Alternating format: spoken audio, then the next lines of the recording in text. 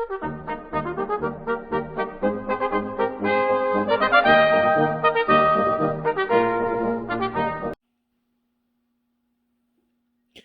there, welcome to my channel. I am recording my first ever video on this channel for you guys right now.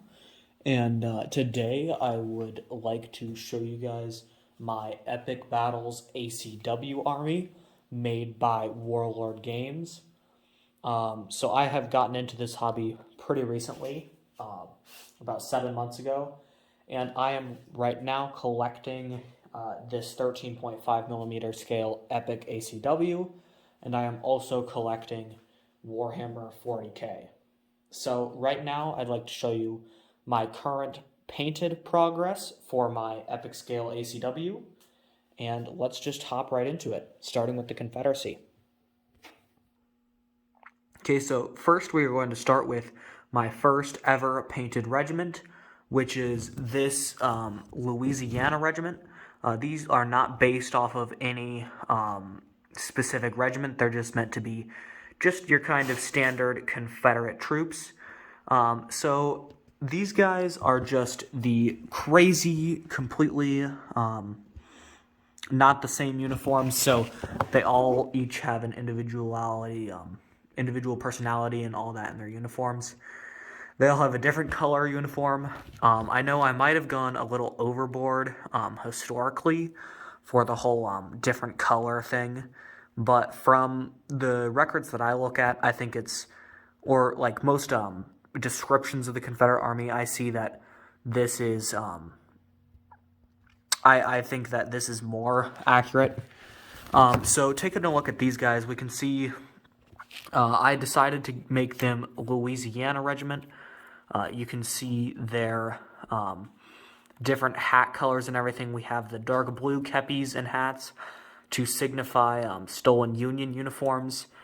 Same with the pants to signify stolen Union uniforms, and also to signify just the Confederate infantry blue. We also, you can see the drummer there. So this is the first regiment I painted, so it might not be the best of quality, but we just take a look around here. I do not paint all their details. You can see I do not paint all their straps, just because at such a far distance up, you can't really see anything, but yeah. So you can also see, this will bother a lot of people, that I do not base them really. I think that the green works fine, and that's just my personal preference. But looking over it, you can see we have all of these guys here to complete this first regiment. Next, we're going to take a look at the second regiment. This is actually modeled after a specific regiment. This is the Virginia Military Institute soldiers. Of course, the hats, I can't get those tall kepi bucket hats like during the Napoleonic Wars that these men wore, but I think this is a good substitute. You can see they've got their famous white pants, gray shirts, black hats, and black boots. We've got the Virginia flag. And so basically what I'm going to do is, for all my Confederates, I'm going to have the first national flag and then the state flag. But yeah, we can see these guys took a lot of work. However, currently I only have 60, so I've got another 40 more to go to complete that color scheme. Next, we've got the artillery battery. I am using my own rules, so I'm not using black powder. Lots of my fun in these games comes from writing my own rules. And so I have written different rules for different types of cannons. So we've got our 6-pounder here, distinguishable by the black barrel. And we've just got all the men surrounding it. And then I kit bashed, of course, moving this last guy. We've also, so the Confederates have their 6-pounder and then the two 12-pounder Napoleons. I don't have like a copper paint, so I just took my gold and put a brown wash over it. I think it turned out pretty well. You can see I used, of course, the red all over for the to distinguish for artillery. And then next up, we've got some casualty markers. So they do not have a role in my specific rules, but I think they add a lot to the lore and all that. So I think they add a lot there, and they paint it up real nice. I used a lot of blood, and the store I bought it from said, hey, if you buy the named generals pack, we will give you the casualty pack for free. So I splurged a bit, and so I'll show you this now. My named generals, so far, I have only completed Stonewall Jackson. Let's see if I can focus here. So I've only completed Jackson for my named generals so far. You can see I painted it on as hands instead of having gloves on. Which, of course, you can't really, since we are all historians here, we notice it, but from a distance, you can't really notice that he's molded with gloves. I also painted like the little sheets that he's riding on as like a saddle, and of course his shiny hair and the horse straps. That was a struggle, but yeah, we painted him, and we also have our regimental commander for our Louisiana infantry. He just has a normal guy. Quick rundown. He's got some blood on his sword. I thought that was really cool at the time. And then the final Confederate painted up piece we have is the flag bearer on horseback. I gave him Robert E. Lee's HQ flag. I really like how he painted up. Of course, I don't do the mustaches and all that either. But these horses look really good. You just paint them one solid color, and then you slap a wash on them, and they look beautiful. Okay, so now we go to my Union forces. Okay, dropping in here.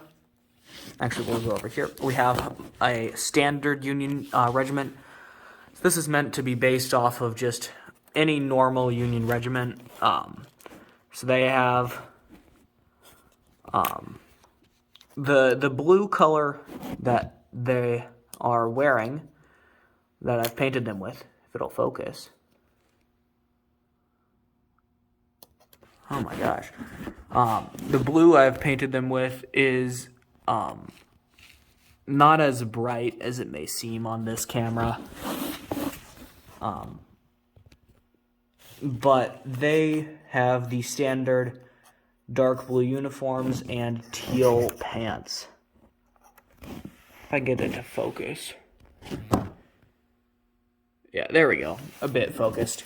And then for the Union, I am not, picking specific flags. I'm just picking random flags, pretty much. So I just slapped on this flag. I don't even remember which regiment it was for. And then I've got the whole regiment. And then right next to it, I've got another full Union regiment. And these guys are just kind of loosely based off of the USS first USS, or maybe second USS sharpshooters. They have the little red dots on their hats to signify that.